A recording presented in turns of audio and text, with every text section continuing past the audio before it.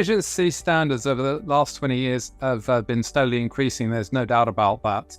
And this is very much to ensure that we can meet our carbon reduction targets set out for 2030. Internationally, we find that manufacturers and designers are focusing very much on products that could be applied to energy savings within buildings, and also products that can satisfy requirements in building automation to make efficiencies. We have, inverter technology with compressors, which enables us to get more efficiencies from the systems. And that runs into the heat pump market now, where we've got large commercial heat pumps, which are suitable for district heating applications.